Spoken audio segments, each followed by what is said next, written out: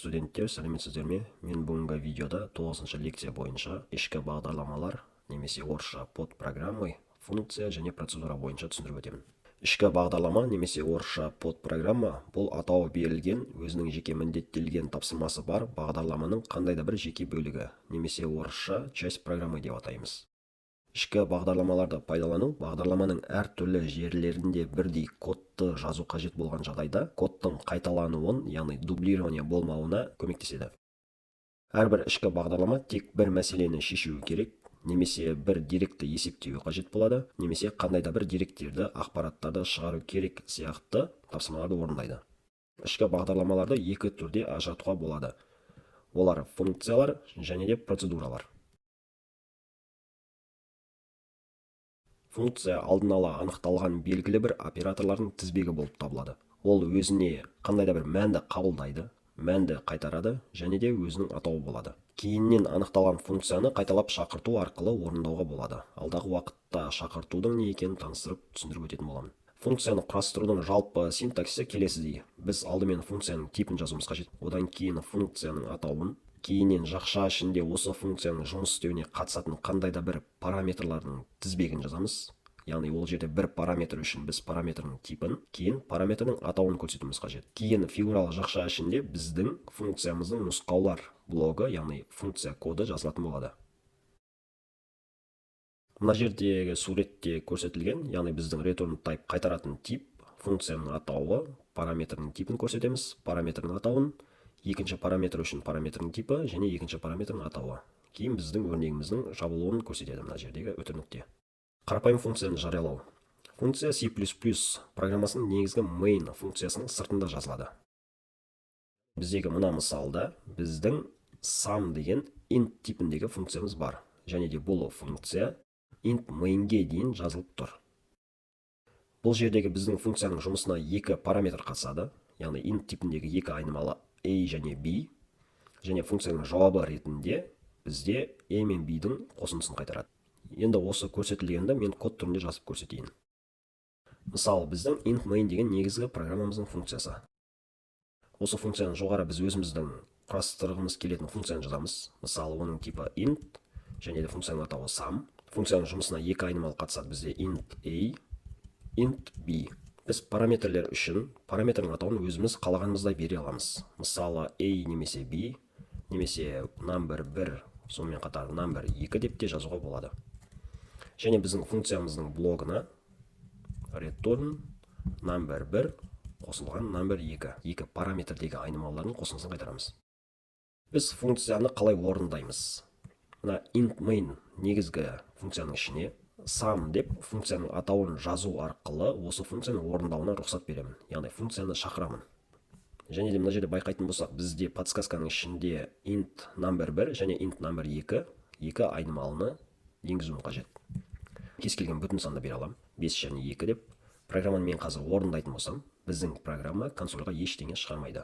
Себебі біздің программамызда мына sum функциясына 5-ті number 1-ге және 2-ні number 2-ге жіберіп отыр. Функцияның нәтижесі осы number 1 мен number 2-ні қосып мына жерде қайтарып тұр. Бірақ мен оны консольға шығарған жоқпын. Консольға шығару үшін, яғни біз cout-ты жазуымыз қажет болады. Одан кейін sum-ды, кейін handle қосайық. Программаны іске қосам. Міне біз күткеніміздей 5 пен 2-ні қосындысын осылайша шығарып тұр. Енді процедура бойынша. Процедура функцияға ұқсас бір тапсырманы орындайтын және оны программаның басқа бөліктерінде шақыруға болатын код блогы. Функциядан айырмашылығы бар. Процедура return ретінде ештеңе қайтара алмайды. Және бізде процедураның типі міндетті түрде void болады. Void яғни анықталмаған. Мына жердегі мысалда бізде hello деген процедура бар. Бұл процедура бізде тек қана hello world деген текстті консольға шығарады. Int main негізгі функцияның ішінде hello деп функцияны шақырсам, бізде консольға осы ақпарат шығады. Осы мысалды орындап көрсетейін. Void, кейіннен процедураның аты print, және процедураның код блогында бізде қандай да бір текст бар. Енді мен мұнда print деп жазамын. Мына процедураның атымен көрсетемін. Біздің мына процедурамыз консольға мына ақпаратты шығарады. Бұл жерде ескертетін жайт. мына жердегі дей бізде мынандай өрнекті return ретінде қайтарып тұрған жоқ. Бізде мына print деген процедура мына кодты мына жерге қойып қойған сияқты орындайды. Осындай ерекшелік бар. Сонымен қатар процедурада өзіне қандай да бір параметрді қабылдай алады. Мысалы айтатын болсақ, бізде string, яғни жол типіндегі бір параметр болсын. Оның атауын мен name деп жазам. Және мына жерге мен бұлайынан өзгертейін. Яғни бізде name деген параметрді мен мында қоямын. Енді print деген процедураны шақырған кезде міндетті түрде маған оның параметріне енгізуім қажет. Бір ақпаратты. Осындай бір қаныш деген атауды. Программаны іске қосам. Байқағанымыздай біздің мына бір текстімізді name'нің орнына қойды және hello қаныш деп міне мынандай консольға ақпарат шығарды.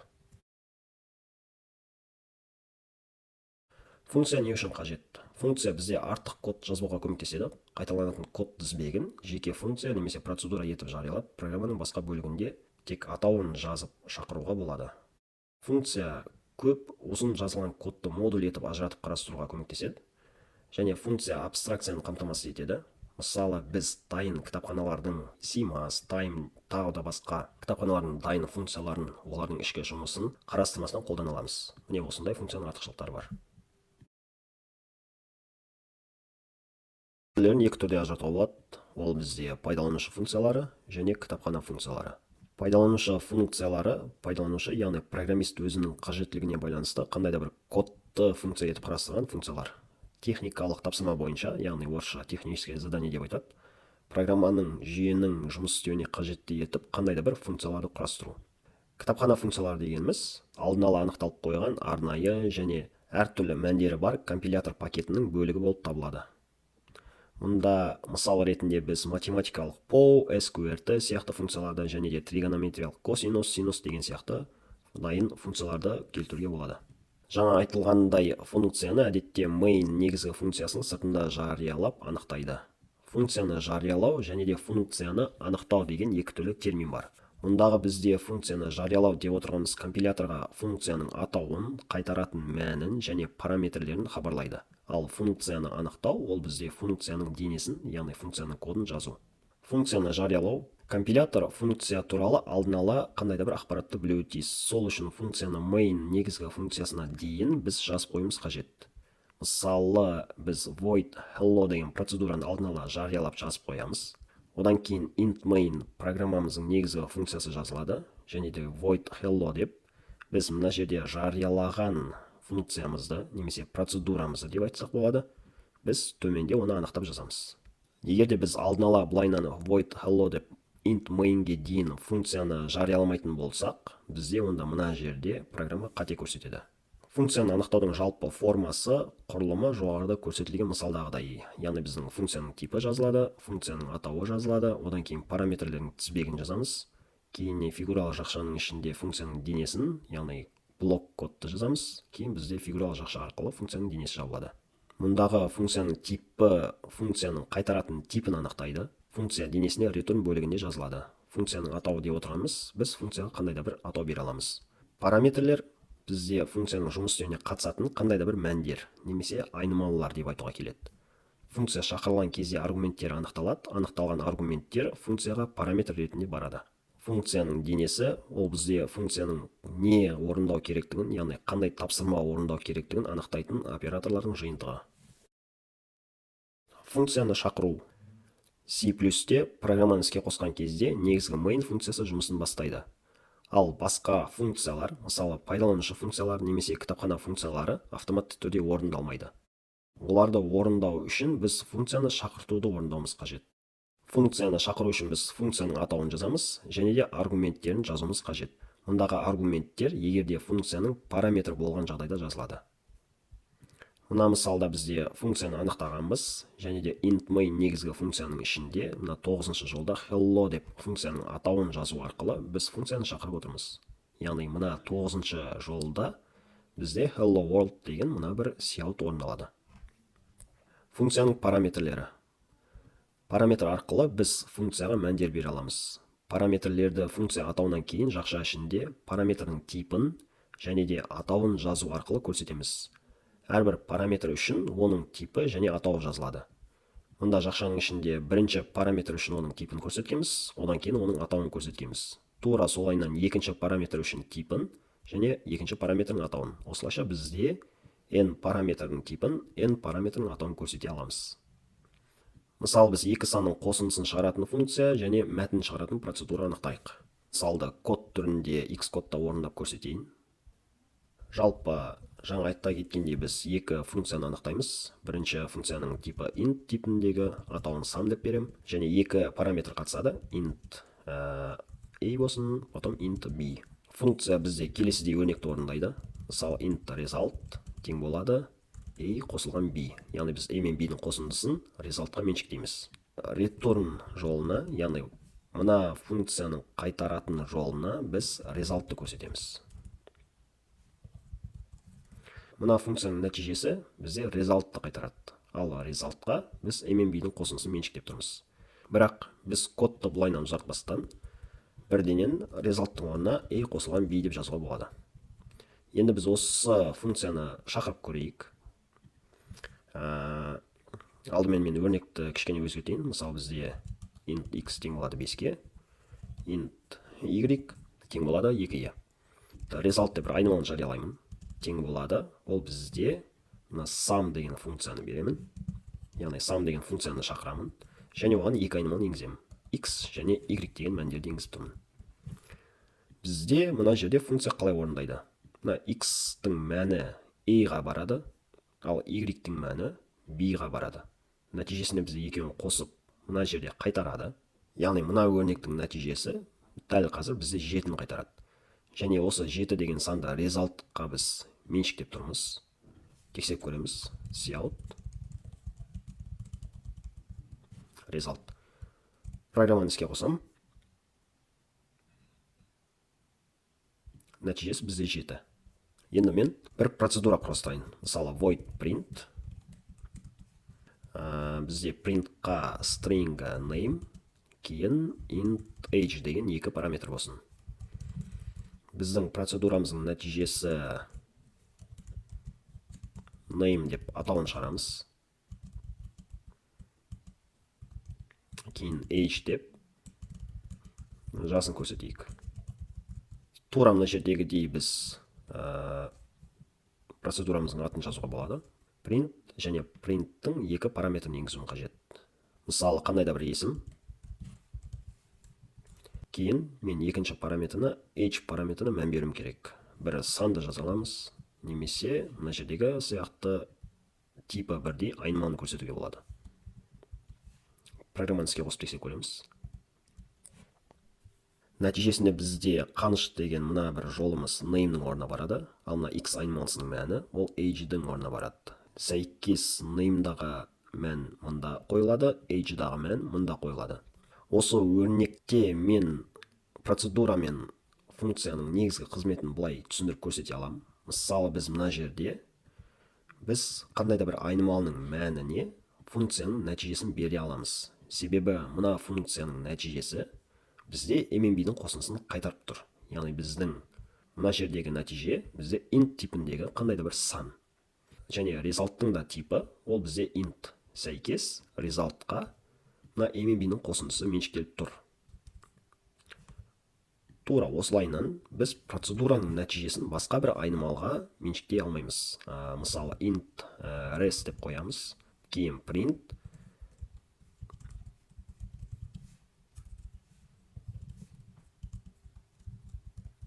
Деп жазсақ, бізде қате қайтарады. Мысалы, int-тің орнына мен string деп жазып көрейін. String деген бізде жолдық тип.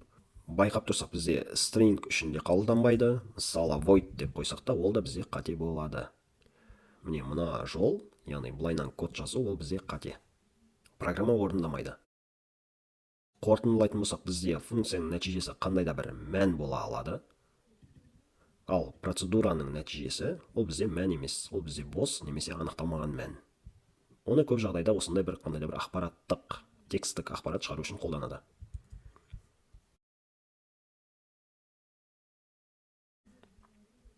Енді аргументтер. Жаңа байқассақ, мен мына жерде кейбір жерде параметр деп атап жатырмын, ал кейбір жерде аргумент деп атап жатырмын. Функцияны шақырған кезде оның параметріне берілетін мәндер аргументтер деп аталады. Яғни қарайық. Мына жерде анықталған мәндер ол бізде параметр. Яғни мына функция үшін қатысатын параметрлердің тізбегі, мына процедураға қатысатын параметрлардың тізбегі, ал мына x пен y және де мына қаныш деген текст пен x айнымалысы ол бізде аргумент. Функцияға мән беретін айнымалылар ол бізде аргумент болып саналады, ал функцияның жұмыс істеуіне қатысатын айнымалылар ол бізде параметр болады. Мынау бізде параметр, мына екеуі бізде параметр, x пен y бізде аргумент, мына екеуі бізде аргумент. Ескертетін жайт, біз функцияның аргументтерін беретін кезде аргументтің типтері мен функциялардың типтері бірдей болу қажет. Егер де мұнда мен 56,3 деп беретін болсам, ол қате практика. Программа өз бетімен жұмыс істеп жатыр, бірақ бізде айнымалының типтері екі түрлі болғандықтан ол осындай қате болып көрсетеді. Мысалы, біз мұнда int типіндегі айнымалын беруіміз керек. Егер де мен мұнда бір символ етіп беретін болсам, программаның жұмысын тексеріп көреміз. Бізде мынандай қате бір мән шығады. Келесі адепкі аргументтер, немесе орысша аргументы по умолчанию. Функция өзінің параметрі үшін по умолчанию бір мәнді қабылдай алады. Функцияны шақыру кезінде кейбір параметрге мән нақты берілмесе, функция сол по умолчанию берілген мәнді өзіне қабылдайды. Мысал ретінде жаңағы есеп бойынша, егер біз мұнда int a 0 деп жаза аламыз, сонымен қатар b-ға да 0 деп жаза аламыз, және де біз мына жерде сумма x, y деген екі аргументті өшіп қойсақ, бізде a және b үшін 0 деген мәнді иеленеді. Міне мұнда 0 деп шықты. Мысалы, мен бір ғана мән енгізейін, сумма 120, бізде нәтижесі 120 шығады. Ал егер де мен b-дің орнына 10 деп қойсам, онда бізде 130 шығады. Тура солайынан бізде name, мысалы undefined, және age ол бізде 0 болсын. Бізде қазірше print екі аргументі бар, қаныш және де x. Мысалы, мен x-ті алып тастайын.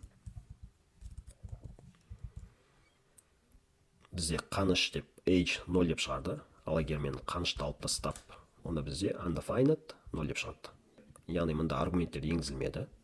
Параметрлер по умолчанию ол undefined, және де age үшін 0 деген мәнді иеленіп тұр. C++-те 20-шы нұсқадан бастап функцияның параметріне біз автоматты түрде типті анықтауды көрсете аламыз. Ол үшін біз авто деген типті жазуымыз қажет болады. Мысалы, мұнда авто. Және де мұнда егер 5 2 бүтін сан екен, ол өзі анықтайды. Мұнда 2,3, 5,1 нақты сандар екен өзі анықтайды. Және де мына жолда бізде нақты сан мен true логикалық мәннің беріліп тұрғаны ол өзі анықтап көре алады.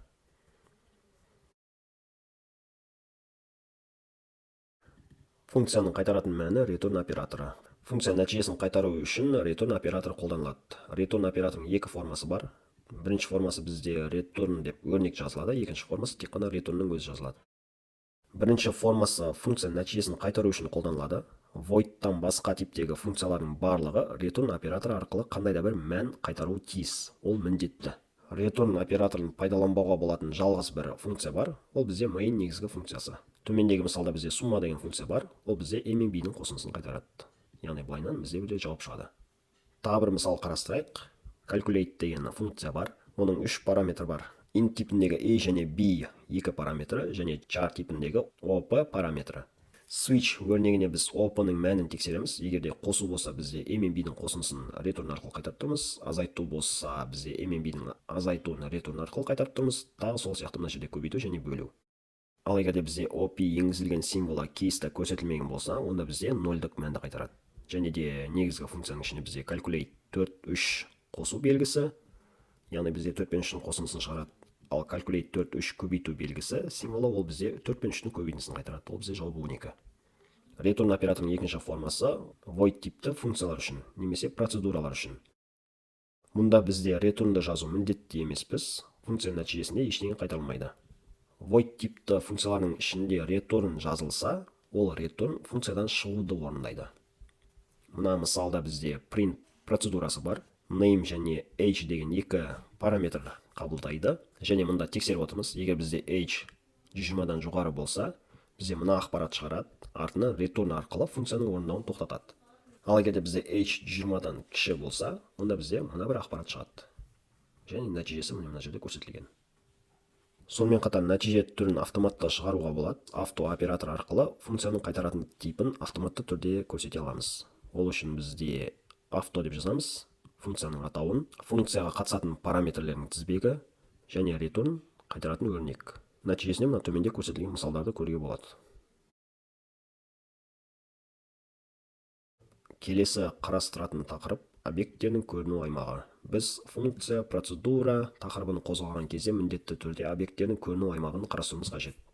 Әрбір объекттердің өзінің өмірлік циклі мен көріну аймағы болады. Өмірлік циклі айнымалы жарияланғаннан бастап жойылғанға дейін жалғасып отырады. Көріну аймағы дегеніміз айнымалылардың қай программа бөлігінде пайдалануға болатынын анықтайды. Әдетте ереже бойынша айнымалының көріну аймағы жарияланған фигуралы жақша ішінде шектеледі. Айнымалының көріну аймағына байланысты айнымалылар глобальды, локальды және автоматты болып ажыратылады. Глобальды объектілер дегеніміз программа файлында кез келген функциядан немесе кез келген код блогынан тыс анықталып, программаның кез келген бөлігінде қолжетімді болады. Кез келген функция оны пайдалана алады. Глобальды объектілердің өмірлік циклі программа басталғаннан бастап аяқталғанға дейін жалғасады. Глобальды айнымалы меншіктелмесе, яғни инициализация жасалынбаса, ол нөлдік мәнге ие болады. Мына мысалды қарастырайық.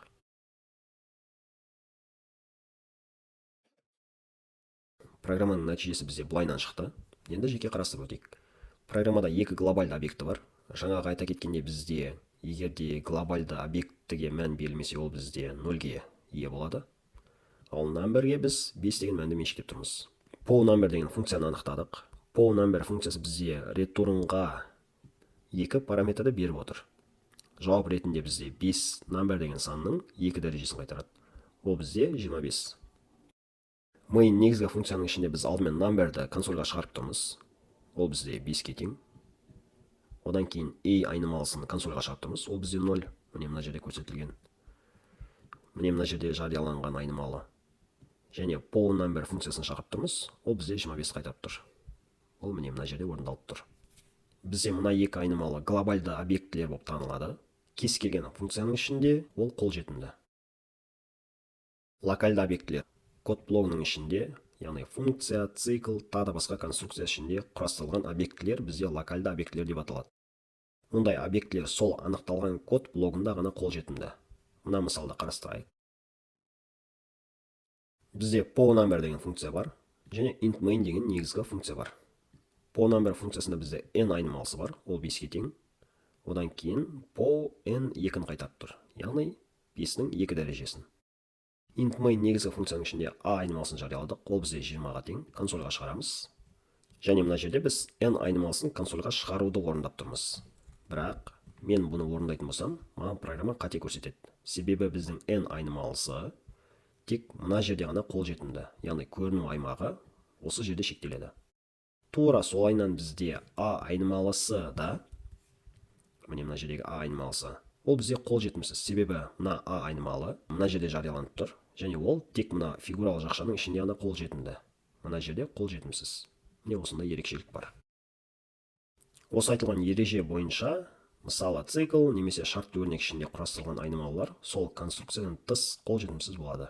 Мысал көрсететін болсақ, бізде for циклын жариялайын. Int i 0-ге тең болады. I кіші 3-тен i плюс.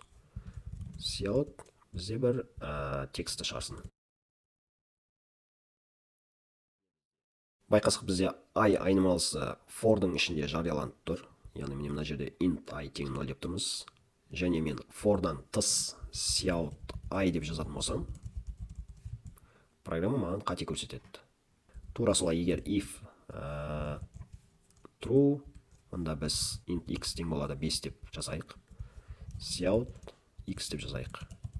Және программа төменде cout x деп жазатын болсам, маған қате көрсетеді. Мына жарияланған x тек мына жерде ғана қолжетімді. Мына фигуралы жақшадан тыс қолжетімсіз. Келесі статикалық локальды объектілер. Функция деңгейінде біз статик кілттік сөзі арқылы локальды объектіні құрастыра аламыз. Мұндай объектілердің айырмашылығы функцияның әрбір орындалу барысында өз мәнін сақтап тұрады.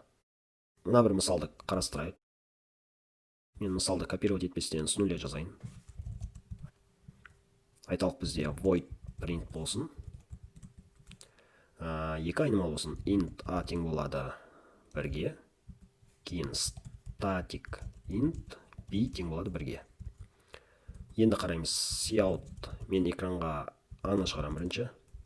Так, a тең болады.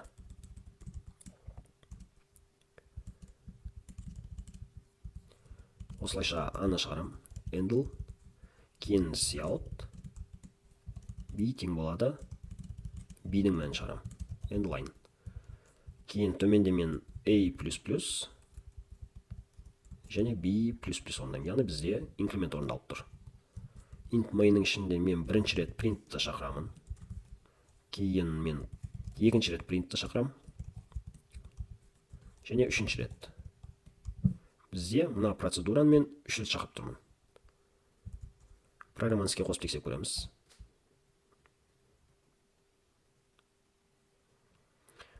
Нәтижесі келесідей болды. Бізде бірінші рет print'ті шақырған кезде мына жерде код орындалып тұр. Міне a тең болады 1-ге, b тең болады 1-ге. Екінші рет print'ті шақырған кезде бізде мына код орындалып тұр.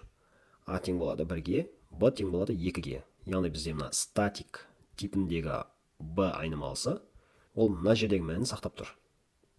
Және үшінші рет біз print процедурасын шақырған кезде a бізде 1-ге тең, b бізде 3-ге тең. Яғни b бізде мына жердегі 2 деген мәнін сақтап қалады.